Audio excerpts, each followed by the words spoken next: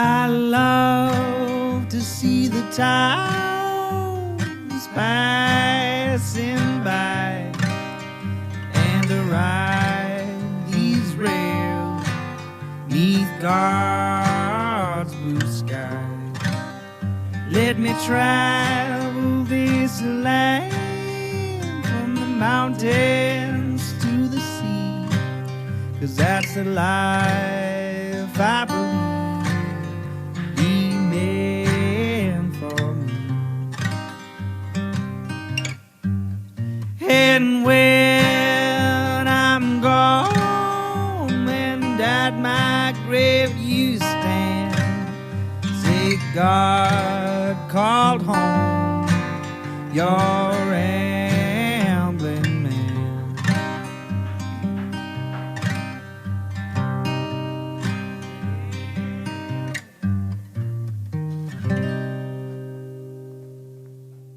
Welcome to Ramblin' Man Podcast, episode number 152. This one's with Rowan Young, and we talk about comedy. Rowan runs Tiny Stage Comedy here in Knoxville, Tennessee, and has been touring and performing a little bit all over the place as her career keeps growing. If you'd like to find out more about Rowan, go to tinystageknox.com for show dates, or you can follow her on Instagram at Rowan S. Young, ROWANSYOUNG, or Rowan Young Comedy, or Tiny Stage Comedy on Instagram. She also has a Patreon at patreon.com/Rowan Young. Give her a follow, back her Patreon, and go out to a show. And I appreciate Rowan for being on.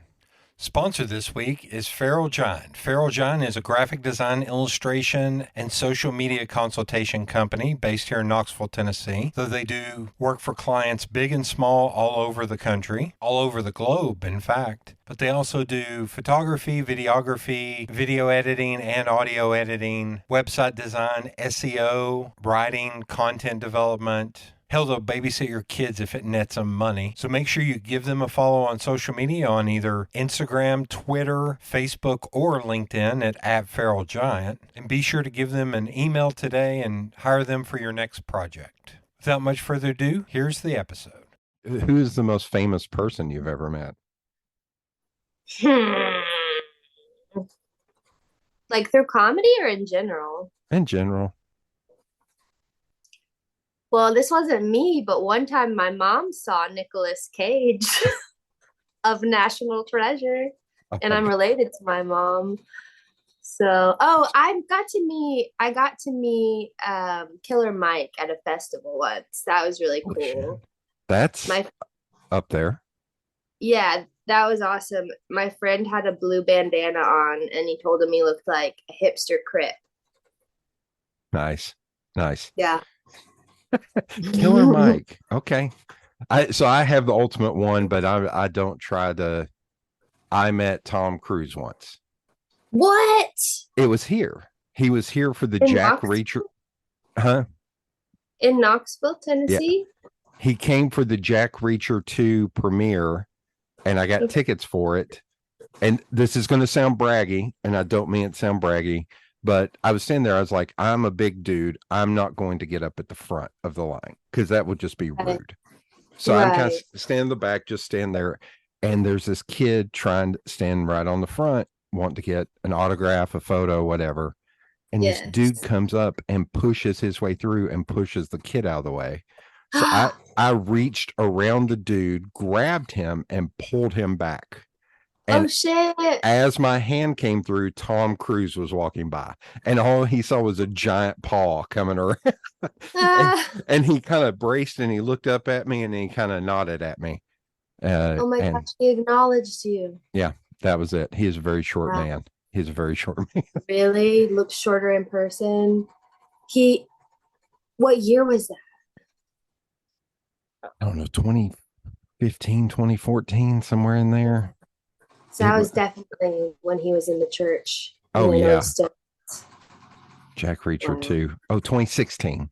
But yeah, he seemed like a very nice guy. I heard stories behind the scenes from people at Regal, and they're like, no, he's the nicest guy ever. Like, he's just a little weird. I was like, yeah, no shit. Yeah, he just doesn't want to piss off the Scientology gods. No, no. What is it? Xenu? I think it's Yeah, Xenu. something like that. Yeah. Something like Well, that's a very interesting beginning. Killer Mike and Tom Cruise. Uh, wow. I Imagine having yeah, dinner with the two. I don't mean to one up or anything. It's just I never think of it. It's like the same thing with the first concert I ever went to was Johnny Cash in Neyland Stadium for the World's Oh Fair. my God. That's so good. At the World's Fair? Yeah, yeah, Wow. yeah. I think I Wow. was 3, and I didn't know until like 15 years ago where my uncle started showing me photos that he took at the So you show. don't really remember it, but Oh, it was hell. technically your first concert. Yeah, The- yeah. That's like the coolest first concert I could imagine. Again, not trying to one up anybody or anything. Do you remember your first concert? Yes, my first big concert was the Bare Naked Ladies Okay. in third grade in California. We lived Okay. there. My mom took me. It was very fun. It was very kid friendly. I think a lot of kids went to their concerts. Yeah. So it wasn't too, My God. rough or seedy or anything. All right. What? Okay. So California. So where are you originally from? I'm from Knoxville. I just lived Oh, in California in the third grade. okay. And Yeah. what did your folks do for a living? My mom's a massage therapist Okay. and my dad is a psychologist, but Oh, we don't at all have a relationship okay. anymore. Okay. Um, he's a he's an interesting man. Like, not a bad person, Yeah. just very his story is the only story, if that makes sense. Not a whole Okay. lot of empathy for other Okay. people's experiences, in my So opinion. okay. So when you were young, were you like a very creative kid? Oh yes, I was very creative, very bossy. When I was very young, I didn't have a lot of friends because I was so bossy, and I would come up with plans like, okay, we're gonna do a lemonade stand today, and this is your job, and this is your job, and like it always was some sort of like little small scale business that I wanted to run.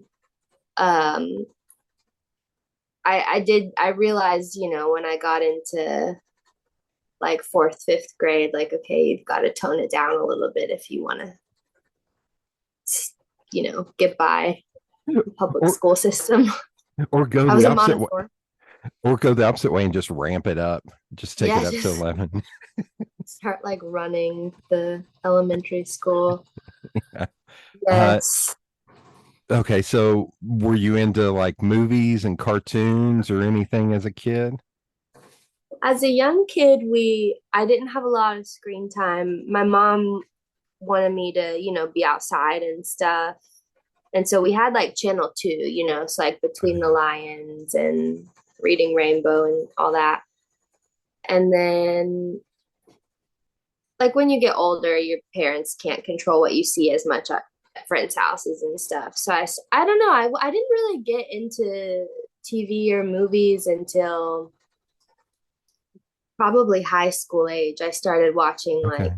old horror movies and um like just I just got really into films and cinema in high school. I learned like I kind of not that I was raised under a rock, but it was sort of a hippie type upbringing, and I Yeah. realized how much was out there and started to explore. So older horror movies, are you talking like Hammer horror films or like schlock of the 70s type films? Like no, like I had just like what's the one Psycho? Like I had like a Psycho poster in my Okay. bed or in my bedroom in high school. Like I don't know if I loved it as much as it was some stuff I'd never seen before. And it fascinated me, and I kind of thought it made me cool. Like I wanted to fit this narrative of like this kind of like indie girl that watches old scary movies and like, you know, walks to the bookstore, all the I listened to the right music. I listened to very cool music in high school. God. Um, All I'm thinking of, did you see Heathers when you were in high school? oh, that was one of my very favorite movies. I Yes, was I going to say, this loved sounds it. very Heathers. Loved it. I loved it. And I still do like it. I still like those movies, but now like at 28, I realize sometimes that's not like necessarily the stuff I want in my head because stuff Yeah. sticks with me and Yeah. don't I, like characters. I do not like horror films or scary films Really? because my Yeah. imagination is too vivid and I dream too Hmm. intense. So when friends Yeah. like, you should go see the Hereditary, I was like, I'm good. Oh, I'm good. yes. That one was very good. I liked that one. But yeah, I just keep getting more sensitive and ugh, Yeah. ugh. See, okay, I'm gonna give you a little funny backstory that I had the opposite being raised as you. Because like Really? my parents let me watch Robin Williams live at the Met when I was like 5. So Wow, I that's asked my awesome. mom what the C word was because he said it. She's like, you don't say that word. You don't say that. I was like, okay, mom. And then my dad, when I was 11, he was flipping around and he was like, oh, hell, here you go, boy. You got to watch this one. This one's great. It was What Deliverance. was Deliverance. Deliverance? How old were you? 11. But Woo. they let me watch like Twin Peaks when I think I figured up I was 10 when Hmm. that show came on. And they let me watch Twin Peaks. I'm like, that's no, no child should watch Twin. Mm-mm. So No, or Deliverance. Deliverance, he's a great, he was right. That was a great movie. But at But 11, I don't think any kid can make it through, those early 1 through 13 without seeing a few things they probably really shouldn't have seen. Like when I was 10, I watched the movie Sorority Boys. I don't know if you've seen that yeah, movie. My yeah. mom was like, "What did you watch at your grandma's house?" And then my grandfather was playing the movie Constantine one time when I was like 8 or 9. Oh my God. And another situation where my mom was like, "What did you see?" So it happens. Like it's Yeah, probably good for us. yeah, Our probably. first I don't, taste of the big that's bad what, world. that's what I tell myself. Yeah, it was character building. Yeah, sure. Certainly. Yes. Yeah. Could have been So, so much worse. when you weren't running businesses Yeah. and being out in the woods, were you into any kind of performing as a kid, like theater or music or anything? Yes, I started doing theater when I was 12 or 13. My Okay. mom tried to put me in a lot of sports growing up. She was more athletic and she played softball growing up, and I was not having, I just didn't work great on a team. Something about the team element and the athleticism wasn't for me. But then I don't know how I discovered I wanted to do theater. My mom's story is that I came to her and I said, "Mommy, I want to act." So she found an acting class. And You're doing the I want to be in the theater. what to be that was I was a precocious little child. I really was. I was like a little granny in a child's body. Um, And so she found an acting class for me. It was above the chocolate factory downtown, which is apartments now. But Yeah. um, and then I started doing plays. Do you know the Knoxville Children's Theater? Yeah. Yeah. So it used to be when I started, it was called the Children's Theater of Knoxville, but they had to change it because another one existed. And so I was in their very second play that they ever did back when it was run by Zach Allen and Jenny Ballard. And Okay. Zach has since died, very, very sad, but he's like an angel that I always feel on my shoulder when I go on stage because he like very much shaped my love of performing. Okay. But yeah, I did like 15 plays with the children's theater just throughout. I stopped when I was a freshman in high school. I did it a little and then I kind of started smoking weed and like, it's very demanding to do plays. You have to be at rehearsal like 5 nights a week and memorize your lines. And it's sort of your whole life outside of school. and I wanted to party a little bit. So, and Or theater yeah. kids are nerds. Oh my God. See, I think back in the day, the theater kids is where you bought the weed back in like the eight. Really? Yeah, back in the day. Yeah, Not in my day. It was more like the theater kids were squares. they were uptight. They Yes. were And they uptight. got good grades and Yeah, they were annoying. They would sing show tunes all the time. they would burst into song in math Yes. class. Like, must you? Yeah, please. This is not a musical, people.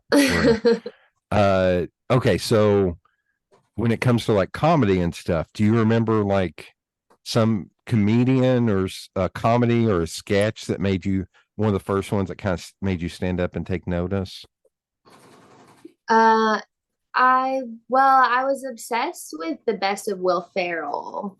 Okay. That's weird. I've never really told anybody that before, but even because I have a story for my original influence who, he is my influence, but also, how we tell stories so many times, it just Mhm. becomes story. But before I went to see Stephen Wright is the person I usually talk about because he was my first comic I saw live, and I was 13 or 14, Was and I was was that just at like, the Bijou? yes, were I you was there? at that show. I was at that show. Wow, Yeah. I that's I am amazing. a insane comedy nerd. If Yes. you drill down, I could spout off some shit that it would blow your mind. Like because like I said, Wow. my parents were really into comedy, and so I've been listening. They used to back in the 80s, HBO would run comedy specials on New Year's Eve, New Year's night, and my parents Wow. would go out and party, but they would And you set would up no, they would set up the VCR and record 6 hours of stand-up comedy.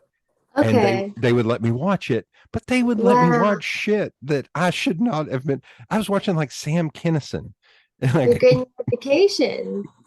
yeah, in something. Yeah, in homosexual necrophilia. I can still almost do that joke word for word Wow. from I don't even Sam know who Kinison. he is. I don't Sam, know a lot of comics, to be okay. honest with you. Uh, I would almost say homework would be watch about 5 minutes of Sam Kinison, and you will Okay. probably close your laptop and be like, "All right, I'm good. I'm good. I'm good. I'm good." His first album is really good. It is very problematic in 2023.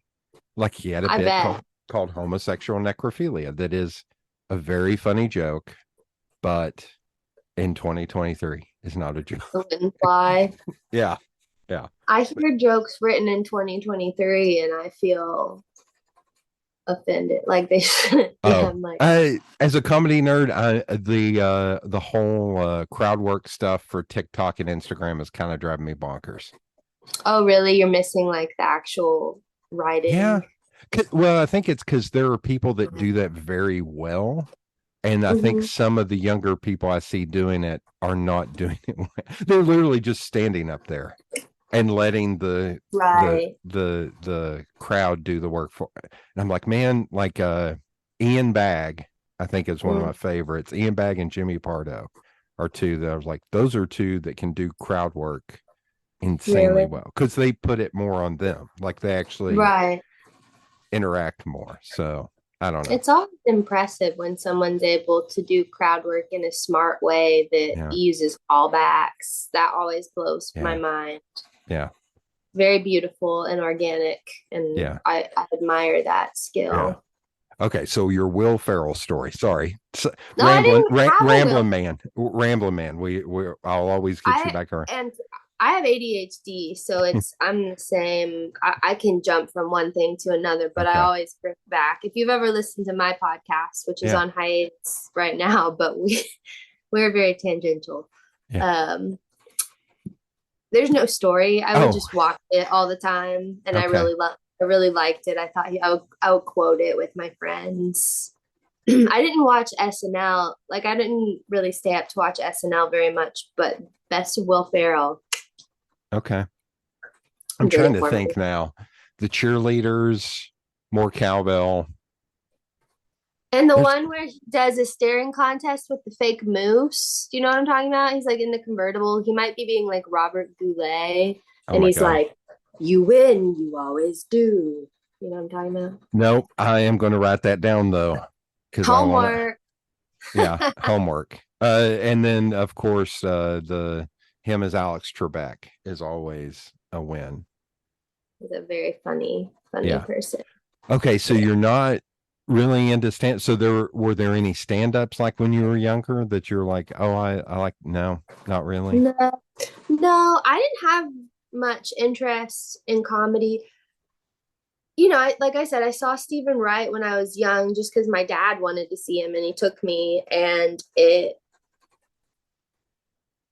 really affected me to the point of like I would continually watch his YouTube Mhm. videos growing up, and I tried to show my friends and none of my friends really understood it, and um it I think it influenced me in ways I didn't realize, but I had a lot of mental health struggles through high school and my early 20s, and I would write for myself, and that's really how I started doing comedy, because I was like, oh, the things I'm writing are really funny, but it wasn't like I always wanted to do comedy necessarily. It was more like I realized I was doing it, and so maybe I could share it with people.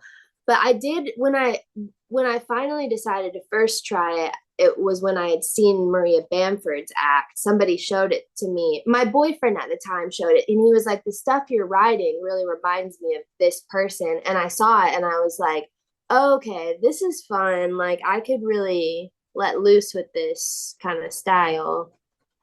I saw a recent interview with her, and she said that she would almost rather do comedy one-on-one with people.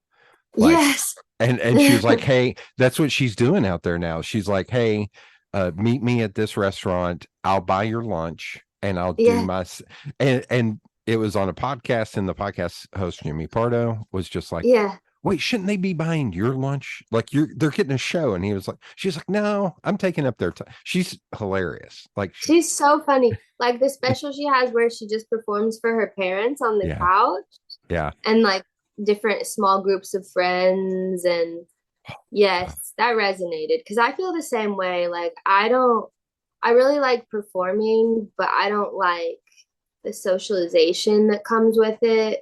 Yeah. It's like you have to talk to people before and after, and that it really stresses Oh, me out. Like I'm not that kind of person. which you hear, I hear a lot of, because I listen to a lot of podcasts and stuff, and you hear a lot of the like LA people going, oh man, going up on stage is great, but the hang backstage is the best. And I'm like, man, but what about people who don't want to do that, who just want to go home? Yeah, sometimes it is like sometimes the pre-show hangs are fun sometimes, like if I have a friend on the lineup, or sometimes it's a Yeah, few friends, and it's like special to be able to get in the zone with.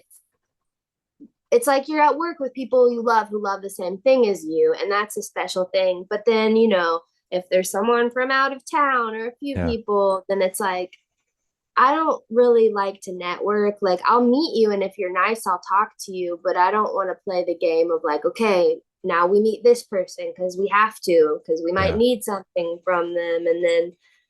And also that people, it stresses me out when people tell me good job. Like I don't want to sound ungrateful because I really appreciate people expressing that. Otherwise, I might not keep doing it, but mhm.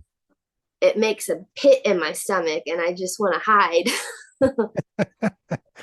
Okay. I'll have to remember that next time. I'll either give you hell by going, you do like you did a good job tonight, Yeah, just to see yeah, you go, play it oh up, God, stop, get the hell away from me, get play the it hell away up. from me. Because I Uh need to really learn to be gracious. And like when I did plays too, I would want to just leave after the play. But if yeah, someone comes to see you, it's just like, I do think that you need to show gratitude to people. I think that's yeah, really important. yeah. There's a lot of comedians I've got to meet that have said, like, I have merch, but that's just an excuse to get to meet you. Come say hi. You don't have to buy shit. Just come back and Yeah. say hi, which I really like. Yeah. Although I did I have scared the shit out of apparently Bobcat Goldthwait twice now, Oh, and how? Doug Stanhope was the other one. Bobcat, I saw him and Dana Gould in Asheville right before the pandemic. Mm-hmm. And like Bobcat was talking to somebody who worked there, and I was talking to Dana Gould, and Bobcat just kept staring at me, just like, what the hell is going Why? on? I don't know. I don't know. And then when he It's came funny. and did the last one, he just in the photo, he looks so uncomfortable. Maybe he feels like he recognizes you or something. Maybe. I don't know. It was You've very seen funny. him. And then He's Doug's, a very nice man. yeah, he when I did get to talk to him in Nashville, he was very nice. But it was just weird of just like, what the hell is this dude doing? It seemed like I was.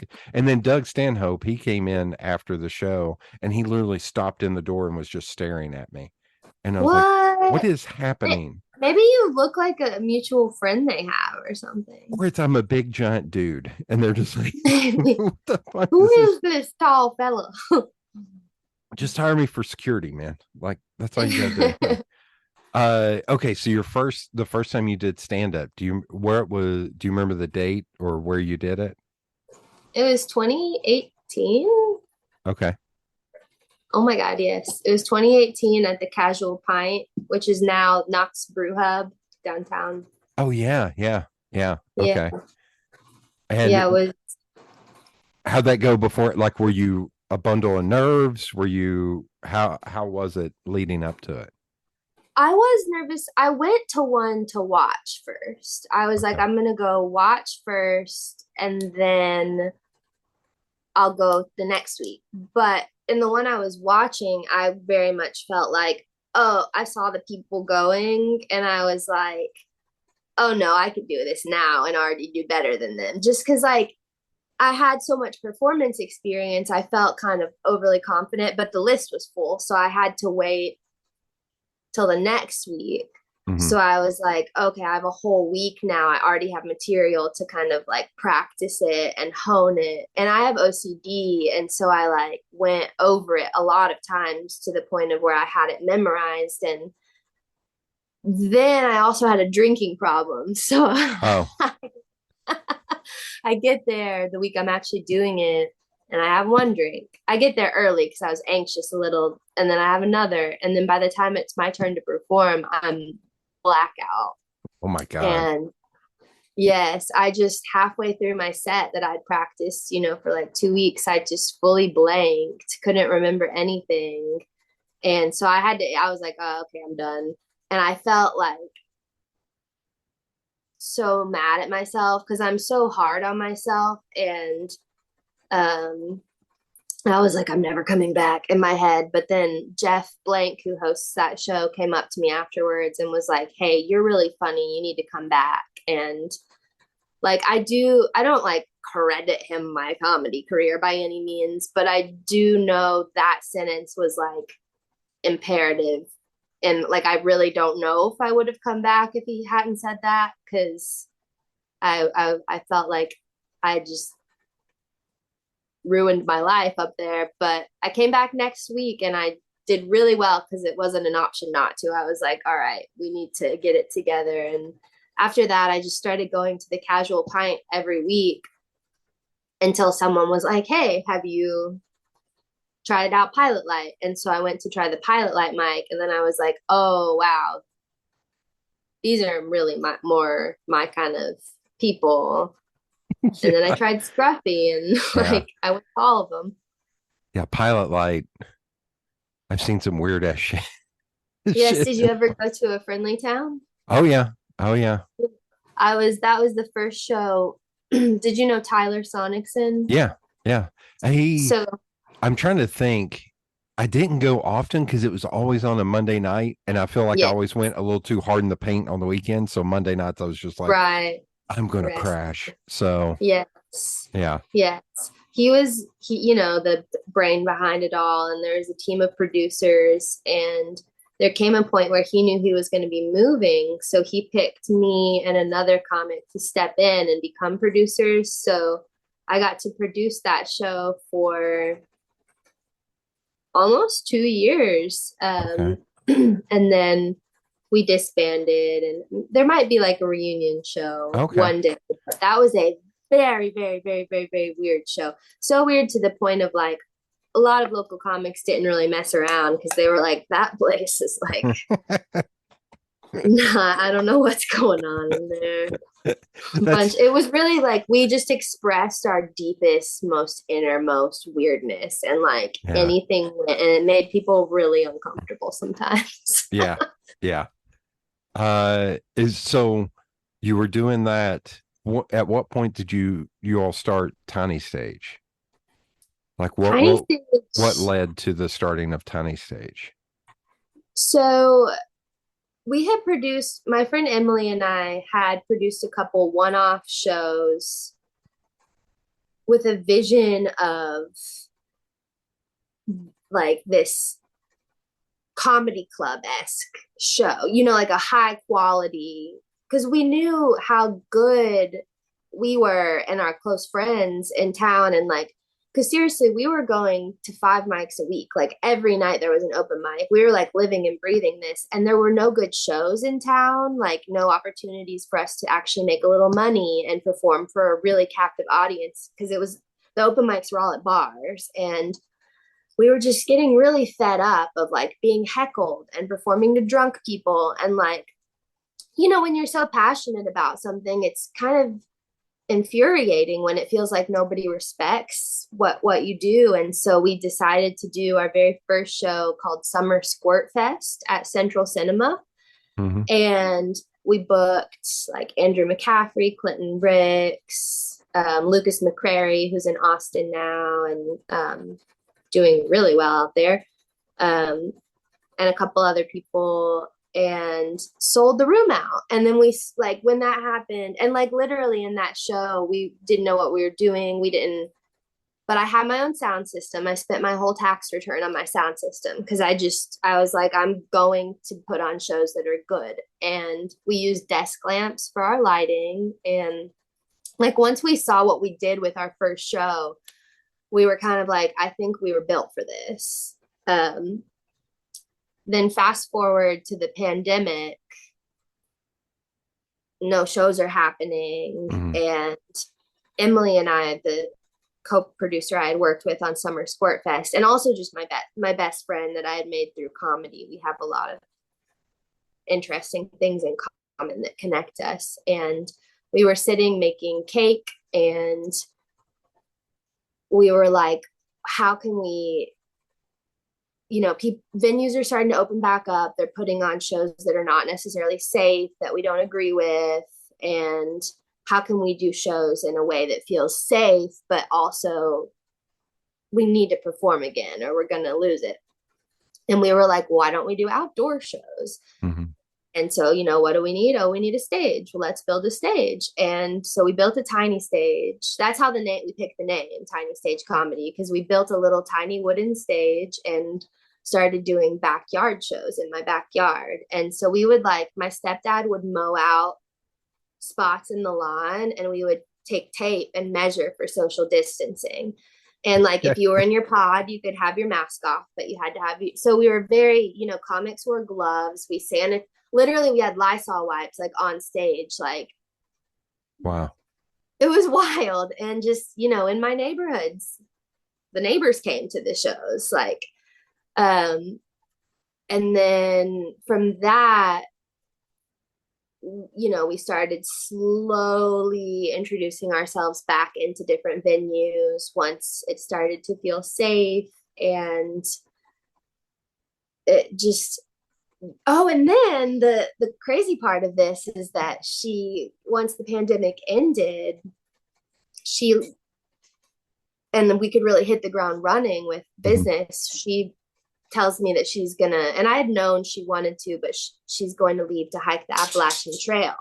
So, you know, I've got like a couple shows we're running and this whole like business plan we've come up with, and I needed help. So I picked like 4 local comics that were really killing it, that brought their own flavor to the table. And each one of them, I was like, hey, do you want to run a show? Do you want to run a show? And so now there's like 6 different producers I work with, and so many people in town putting on good comedy shows where people are respectful and care about the craft. And Yeah. I'm really proud. How I'm have proud you, not just of me, but of all my co-producers and all the people that are still keeping the ball rolling. yeah. How have you found those folks? Like, did you, I almost want to say, how did you vet them? Or did you just pay Yeah. attention to them doing open mics and be like, I think this person will work out? Yes, most of them were my friends first. So Okay. I just how I vetted them just by like seeing what good kind people they are. Brandy, I've talked about this before. It took a while to win her over as a friend. Like when I first saw her perform, I was really jealous. And that's how I knew I needed to be her friend. I was like, she's stupid good. Like that sucks. I need to meet this person. I was more competitive. Oh, here's my puppy. I was more competitive when I was newer. I'm still competitive, but I can be a little healthier about it. Um, but I knew how good she was, and selfishly I was like, I need to be friends with this person so I can be good too, because I really think that the people you surround yourself with, like Yeah. that's who you're gonna The become. And rising it's tide lifts all ships yeah, thing. Yeah. yeah, exactly. So seeing people and how they like generally, if somebody really takes the time to write and work on their jokes and cares about comedy, I'm gonna get along with them. Yeah. Just kind of interesting in the scene. Like it can be hard to make friends when people come in because we're all so focused on the same thing, and that's what bonds us together. And people can be like, what does it take to like break into like to be friends with you guys? And it's like, really, it takes like really, really caring about comedy. Like that's the one thing that brings us all together in the biggest way. Yeah. Okay. So you're starting, like, how have you found like approaching venues, or do you leave those up to like the individual producers to approach a venue and say, hey, Corner Lounge, we want to do a show here every week? Yes, so that's more my job, because that's something that I enjoy. There's different elements of producing I really don't enjoy. For example, booking and running the list and being in control of who gets a spot and who doesn't get a spot. I find Mhm. that stressful, and I did it for a while, and I give that responsibility away. But something I love that makes me really happy is walking around town and talking to people about comedy one on one. Mhm. And so I'll just go if I see somewhere that looks like a cool spot, I'll walk in and I'll just say, hey, have you ever thought about doing comedy here before? And go from there. Um, or I'll find their email and I'll be like, hey, I walked past and I had this idea. Like, here's what I do. Here's some examples of my work. And I, something for me, like when I first started, I was definitely like, oh, any venue I'll work with. But now I'm more like, I need to see green flags from the venue, like that they care, that they're also going to help promote the show, that they, Right. are excited about getting to have comedy, because we're going to be really respectful of them in their space, and we want the same mutual respect. And that's how a fun show is built. It's when the venue is willing to work with you as a team, really cool things can happen. Like you've been to the Central Cinema shows, and right? Have you been to Yeah. those? Yeah. Yeah, they're very fun and they're very full, and the guys that own the place are awesome, and they're so excited about comedy, and the vibe is there. It's a vibe. It's, I will say, how do I say this? Because I go to a ton of, I go pre-pandemic, I was going to like 75 shows a year, like music, comedy, whatever. And every once in a while, you'd go see a show. Wayne Bledsoe's 6 o'clock swerve at Barley's. And Yeah, you would go, and yeah, I'll use somebody that I assume, a Dean. So I've known a Dean for like yeah, 15 yeah. years. maybe not that long. I don't know. It's felt, I love giving Nadim shit, but everybody else like, oh no, you can't do it. I was like, I've known Nadim for a long time. Like almost like give them a Yeah. noogie kind of Yeah. like pick on them like a little like a little Hmm. sibling. It's Uh all in love, yeah. Yeah, sure. No, with I'm just kidding. love. I'm just kidding. But like a Dean performing on the Swerve and people that are there to see them Hmm. and still like talking and drinking and Oh I'm just, yeah. but now ever since the pandemic, it seems like it's like I went to a show. So I went to Nashville to the Ryman to see Glenn Hansard and Marketa Erglova Oh, last night. I love them. Amazing show.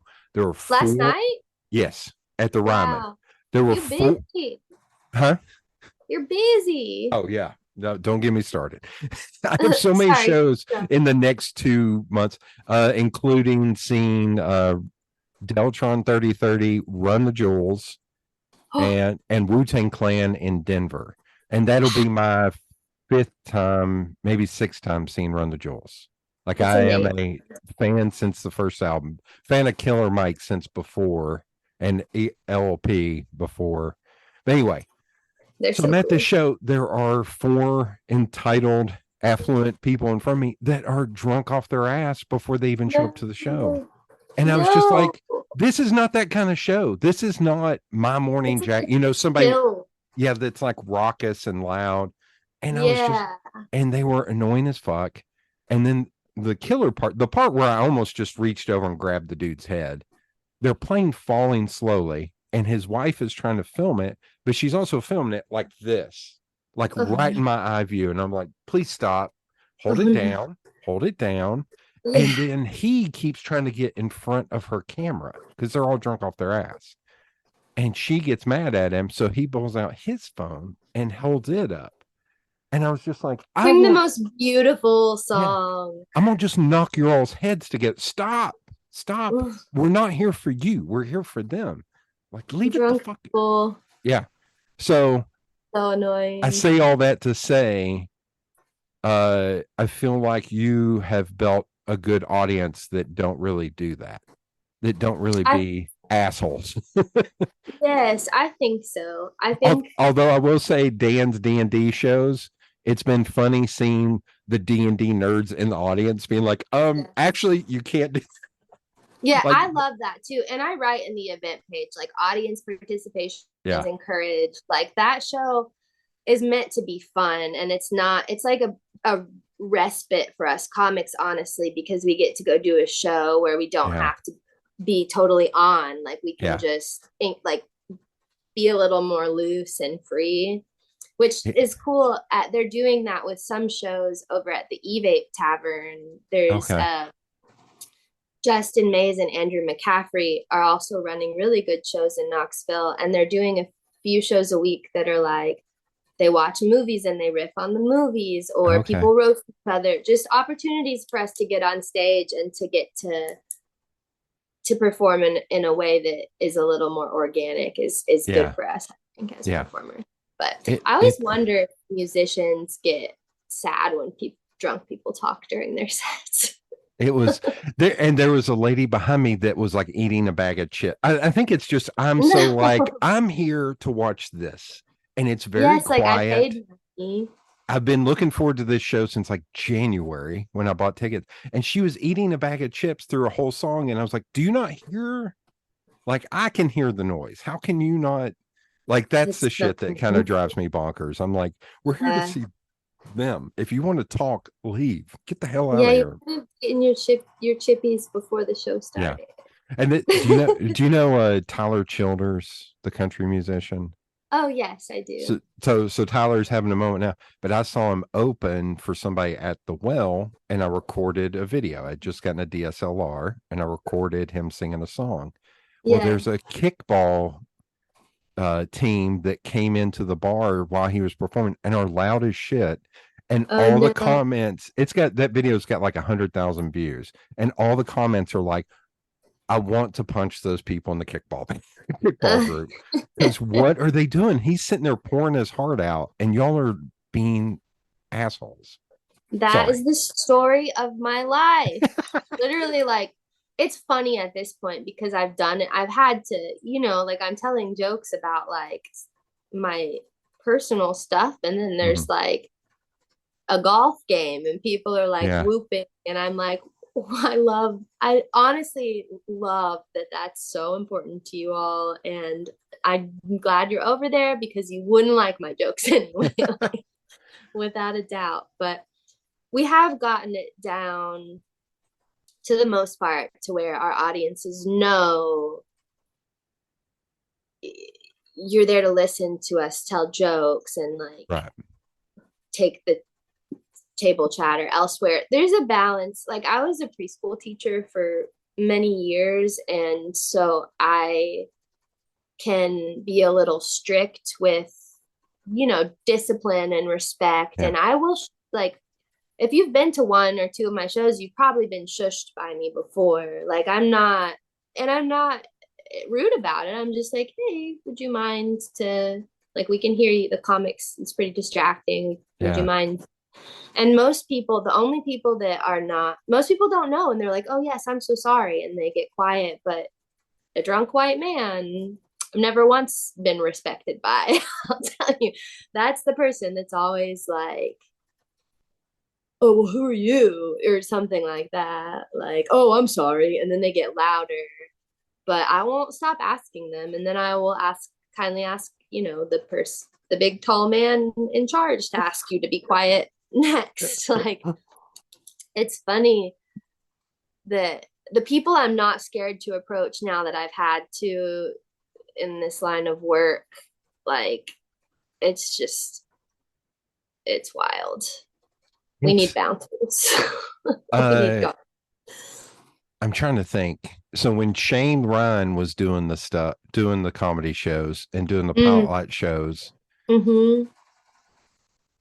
it would be a weird mix. Like, you would have somebody sitting at the bar that just came to drink, but I think the pilot light crowd were they're there to drink. So they're not saying anything to anyone that I've noticed. Yeah. They're very quiet.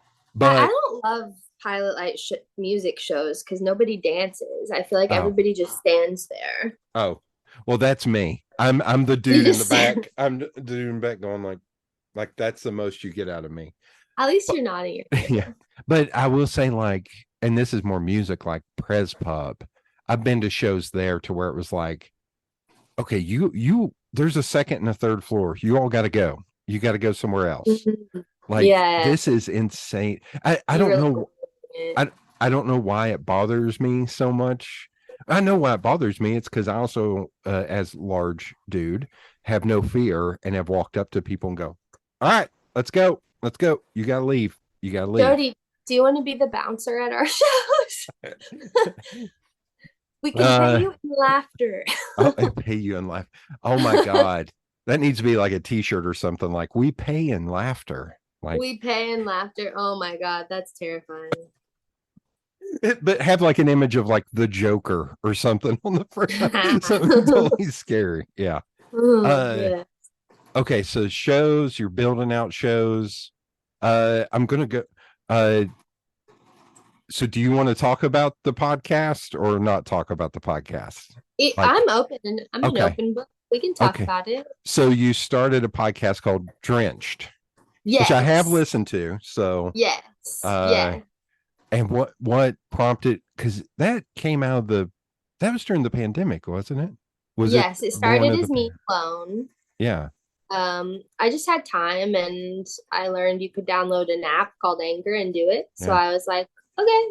And I liked it because I don't socialize a lot. Like, I've got maybe 3-4 friends that I hang out with, but something about me and my friends is we all work together. And so it turns into I'm always that way. Like, I'm just like, can be very productivity oriented. And I realized, like, in recording these episodes, I was like, I kind of feel like I'm talking to a bunch of my friends. And like, I've always felt a little bit misunderstood on stage because in my act, I have a lot of jokes about sex and like not politics, but like things like just darker jokes that maybe Yeah. people aren't super comfortable with, and they make assumptions about my personality. And regardless of whether or not that's all in my head, I felt like I was like getting to show who I actually am in a way, and that Mhm. felt nice.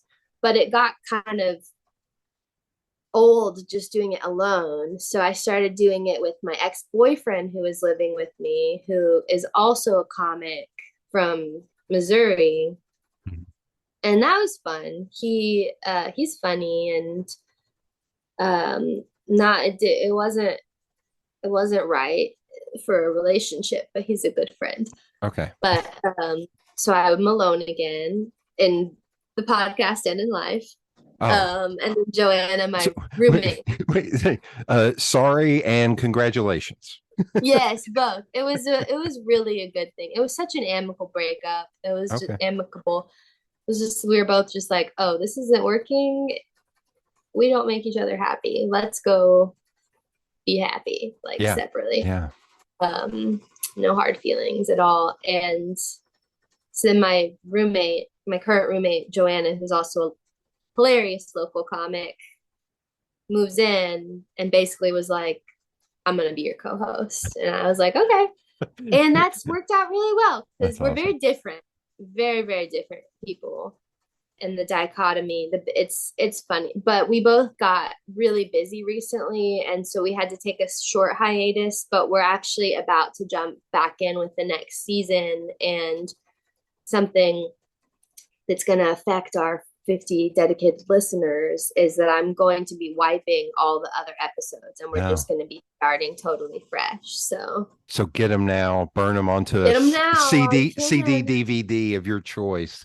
Yes. All So, kinds of, we talk about all kinds of, we're very open in it. uh, sorry, side note. So because I'm such a podcast nerd, when you used to actually have to download them, put them on an iPod, I Yeah. would back up those files. So I have like all of Marin, like all of those That's early awesome. on DVD. See those stacks right Oh my there? gosh, that's old save podcasts. Well, it's podcasts and albums, but it's just I have them Yeah. somewhere here to where it's like, holy shit, I have like podcasts from 2003 to like 2014 archived on DVD. Wow. Maybe Yeah. that'll be worth something one day. No, I've also No. heard that DVDs go bad after like 10 years. So like Oh, that. like don't work anymore. Yeah, there's something I haven't looked into it. I was those one of those I read a headline and that's as far as I got. So I Yeah. couldn't tell you any actual data. Usually Okay. headline enough. Yeah. Okay, so you're bringing it back. Is it going to change in format or is it kind of staying about the same? Yeah, we're gonna have a little more organization and Okay. structure. Okay. Yeah. My dream is that we find someone one day that wants to do all the behind the scenes work and we get to just come be funny. Isn't that everyone's dream? Wouldn't that be nice? Because I don't like, we record it in one take basically, and that's it. And you get what you get. Yeah, that's what this is. And I'm trying to think if she actually listens to the podcast. I had a friend on and she laughs really loud, but she talks Oh, very low. And we oh, talked for a very long time. So I had to go in and just like bump up, the whole bump thing. up. And it was like, okay, I'm going to put on a movie or a TV show and do this because I cannot sit That's here and tedious. focus on this. I'm gonna make sure to start laughing incredibly loud. Yeah, thanks. Thanks. My roommate on the podcast, she laughs so loud sometimes that it scares me terribly. My heart will drop. I was going to say the last time I saw her, man, she was getting hit with lefts and right the whole show. Like she was On just stage? on a punching bag. It was at Dan's D&D show where man, Oh yes, they really took it out on her on that show. And every once in a while it would miss her, and then like 5 seconds later she'd go, "Wait, what?" like, Yes. like it was hilarious. I know, Seeing the she's delayed hilarious. reaction. Yeah. Very funny. Okay, here we'll go into since you're a business person, we'll go into the future predicted. Like, is there what would you like to see more of? Let's start with in Knoxville. Let's start with Knoxville. You mean comedy wise or in general? In general. Like in the arts community? Yeah, I'm curious to hear your thoughts on that. Well, we just had an event where we talked about this actually. Okay. Called Open Arts Knoxville is the organization. And Yeah. so they had a bunch of grassroots artist organizations like Knox Draw, a podcasting studio, a dancing troupe, the Free Women Waltzing Club, and we all did our respect. Tiny Stage was there. We all did our crafts, and then we came together and did a panel at the end, and they asked that question as well. And something that everybody seemed to agree on is that we need more spaces to express ourselves. Yeah. That are not bars. Like, we're getting tired of performing in bars, which is like the whole reason I did this, like I said earlier. But built, like, we all have this secret dream of having a brick and mortar space. Like, obviously that's right. It's a pain to go to different place and deal with drunk heckler. Like, now our shows are better, but it still happens. And the idea of having an environment that you can curate and control and really put on the show that you want to put on is so cool.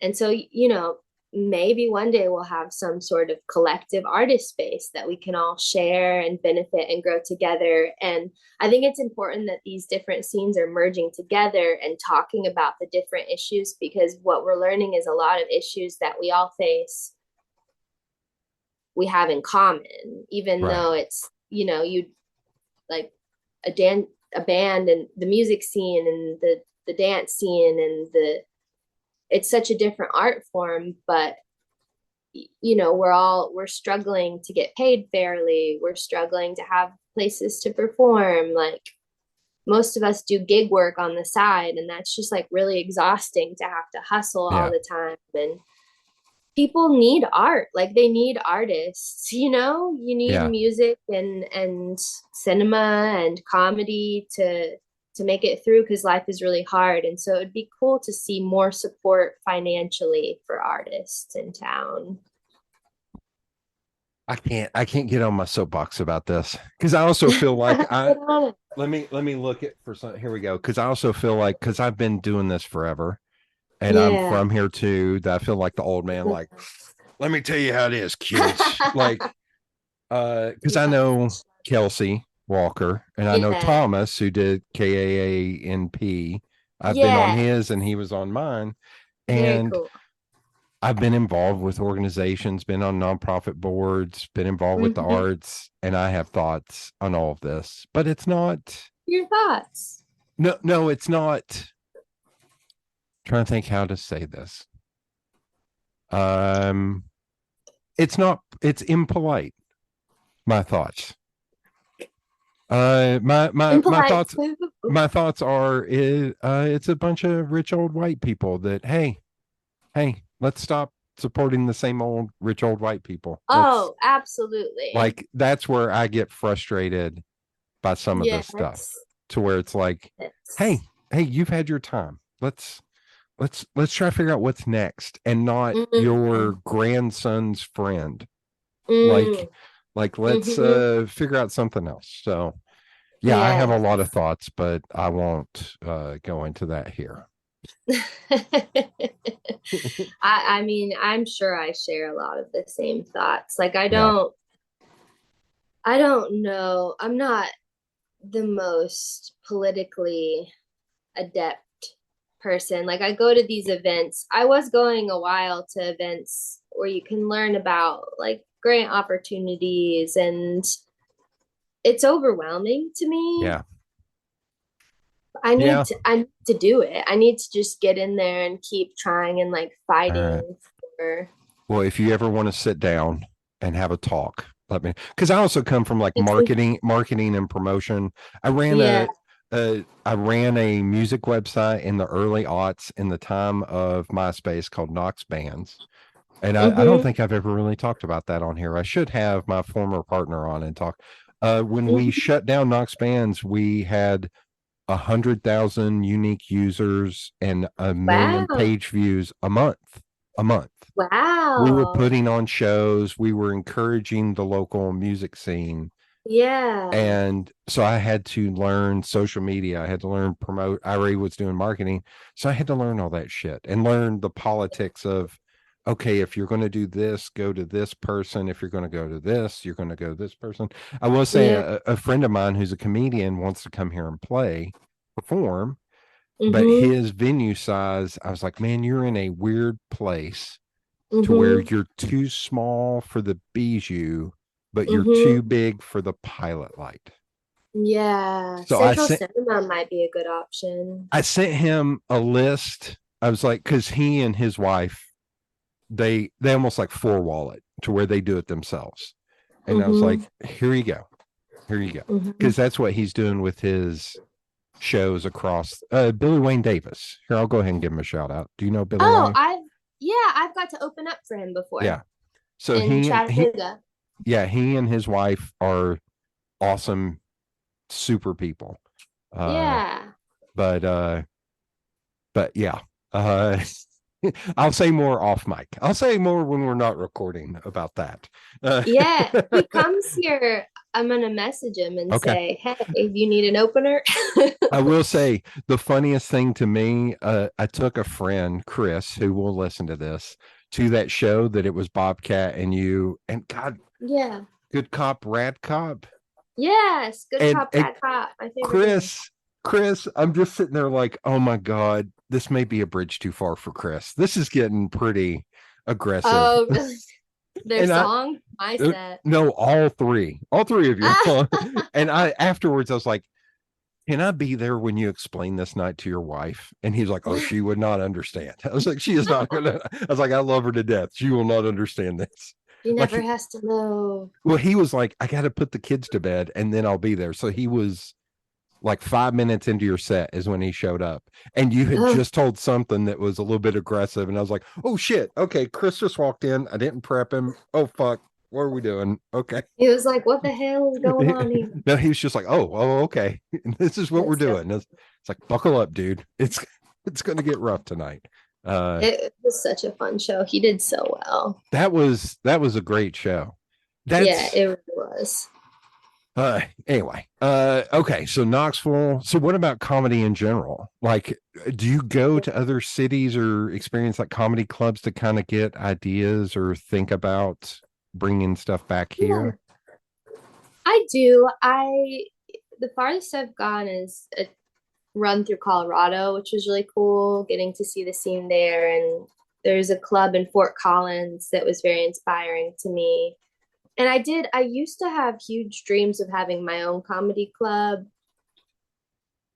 but I became so obsessed that it was really a huge stressor for me Yeah. because I'm in school, I'm still trying to figure out like what it means to want to pursue comedy and like if I need what other side job I might need to have. That I do childcare, but that's, Okay.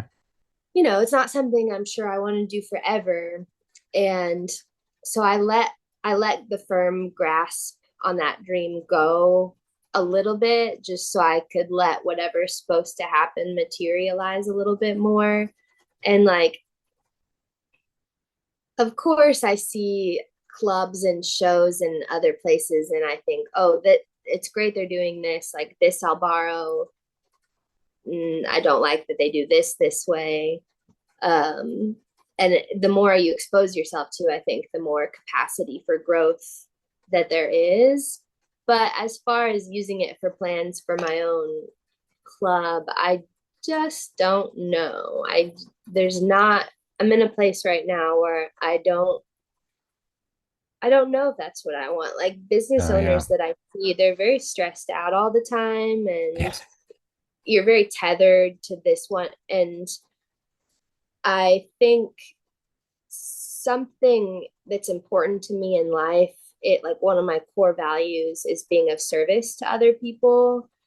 And I want to figure out like what.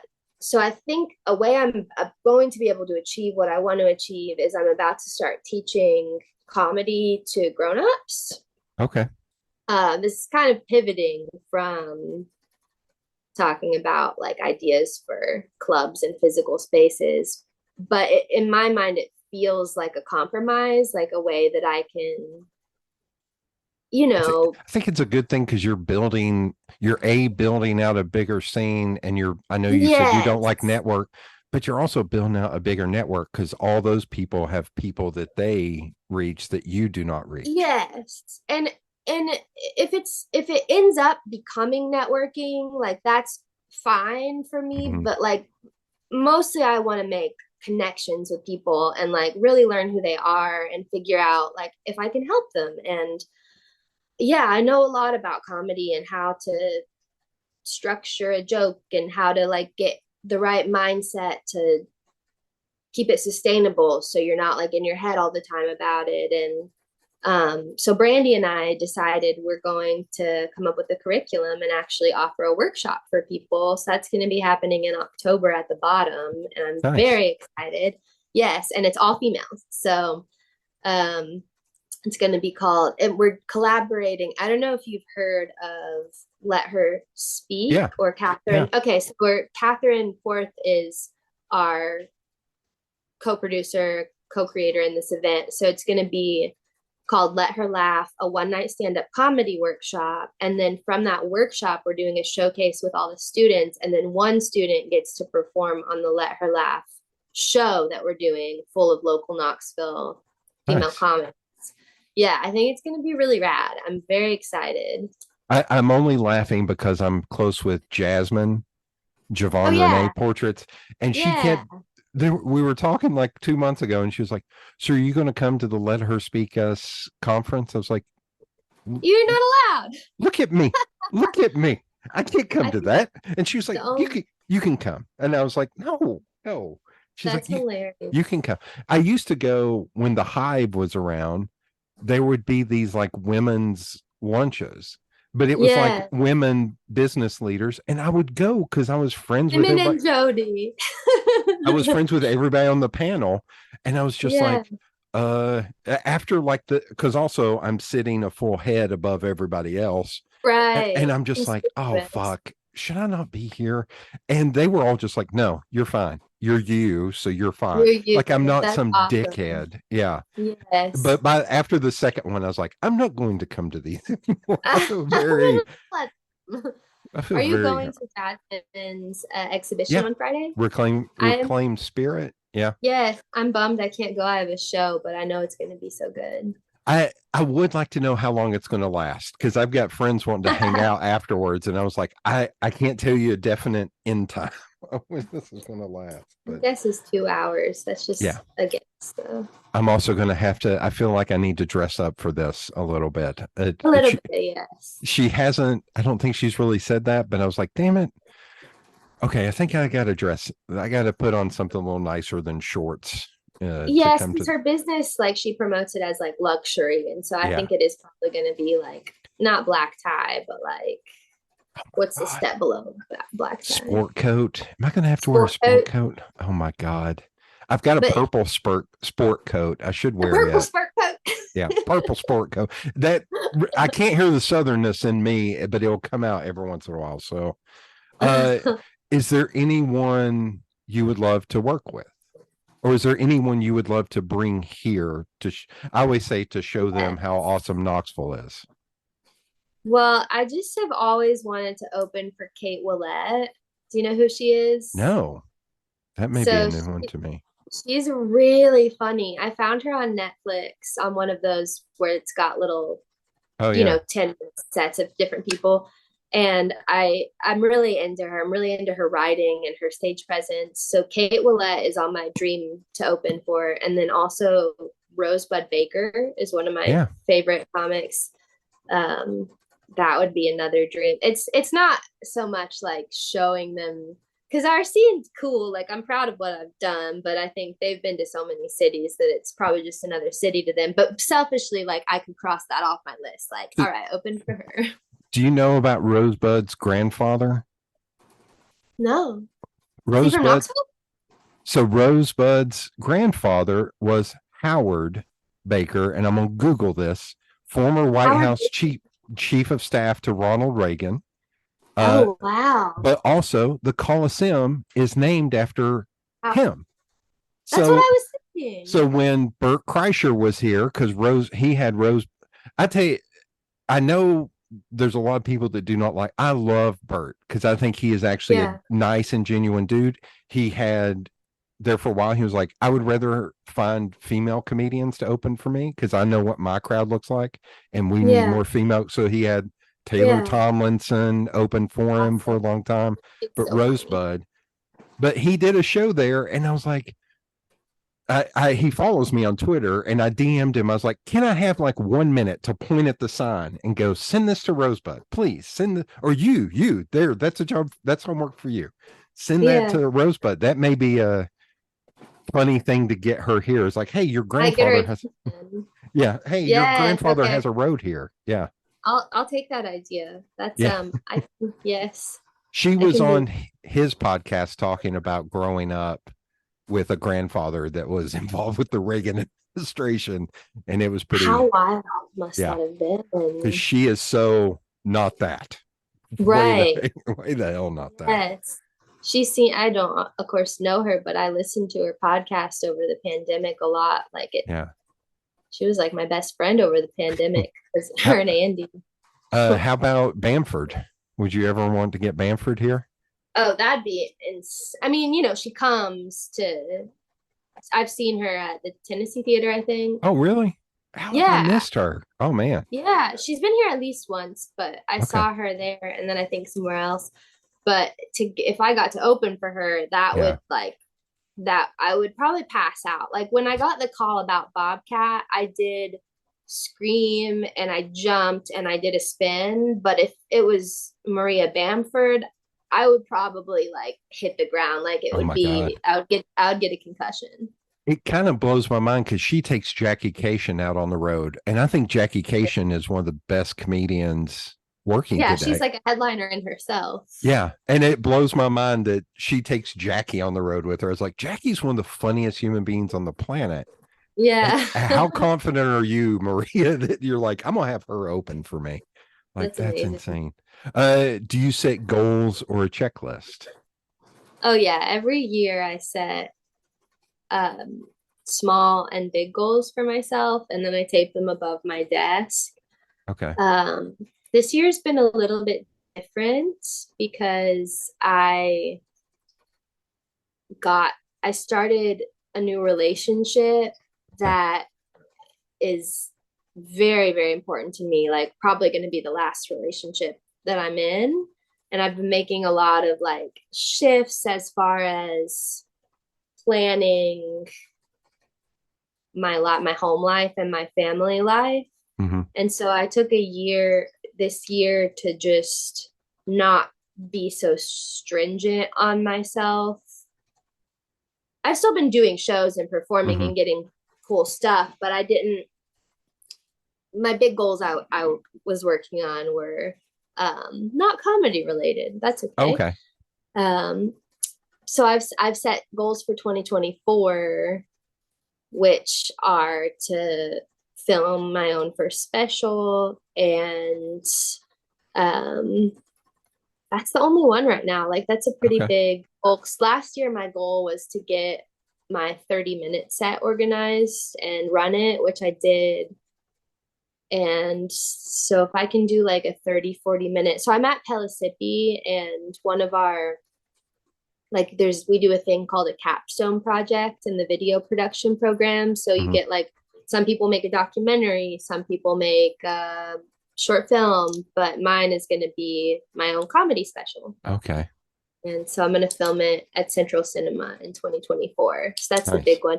But like, other than that, I'll set goals. Like my goals for this year have been so lax. I've been like, do at least 3 booked shows a month. Like, oh, okay. No, that's good. That's good. It's good, yeah, and do at least like 2 open mics a week, which is just shifted from before. It was like 5 open mics a week, like at least 15 shows a month.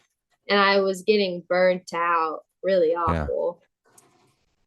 Do you know what you'd like to do in the next 10 years? Yes, I do. I think I And you want don't to have have. to you don't have to share if you don't want to. You can I'm stay up here. truly an open book. Like Okay. I'll answer any question. I'm also a Gemini, so my answers change from one day to the next. Okay. But so I've been pretty confident. Like talking to Bobcat kind of solidified it because I realized like he really is living my dream right now. He's like Okay. got a big piece of land that's really out away from people. You know, he's got some animals and his partner. And then he still gets to travel and do Mhm. comedy. And like that's what I see for myself. I'm very in love and I want to have a little family. I do want kids in the next 10 years for sure.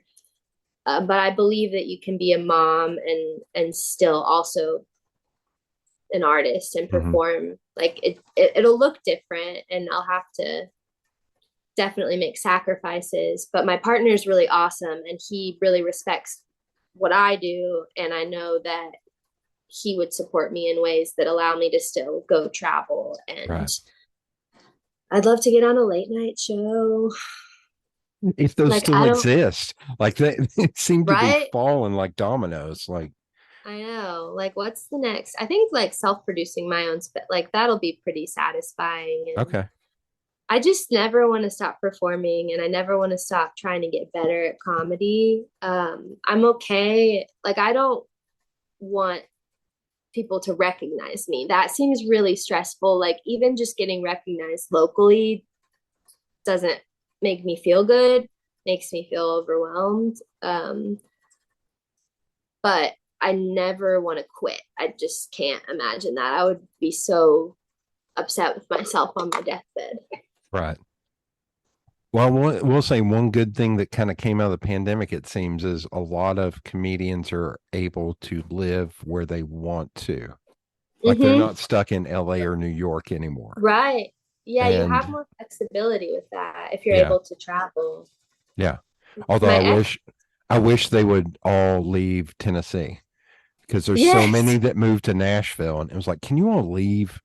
And Because then everyone else went to yeah, Austin and some went to Atlanta, but I think Atlanta is sort of a middle stepping ground yeah. between the bigger cities. But yeah, Joanna's about to move to New York, and I Oh had wow.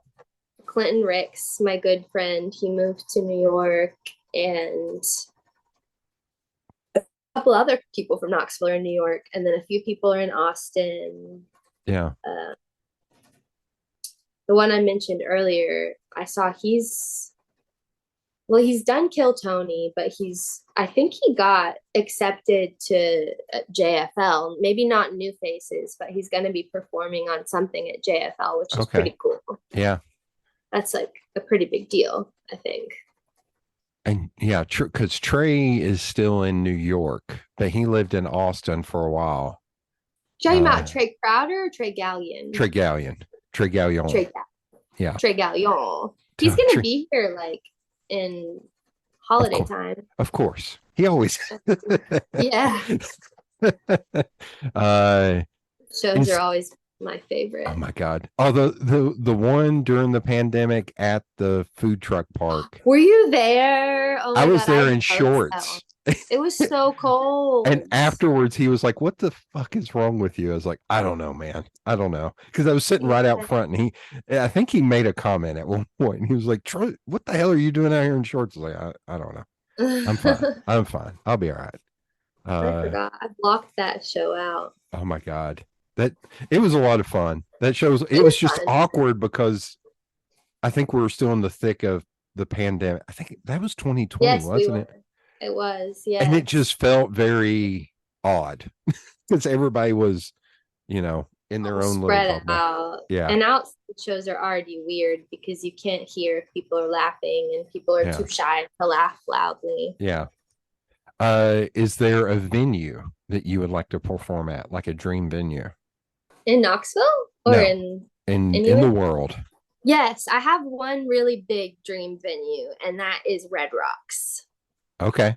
Okay.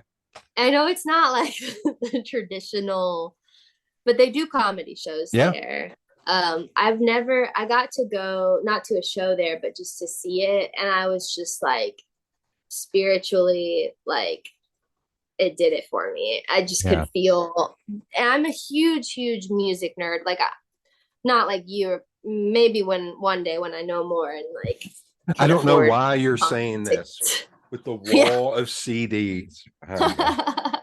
But I did grow up. My mom like took me to a lot of concerts, and music is very ingrained in my body, and so it would be so cool to me to perform on a stage with Yeah. such rich music history, you know? Yeah. And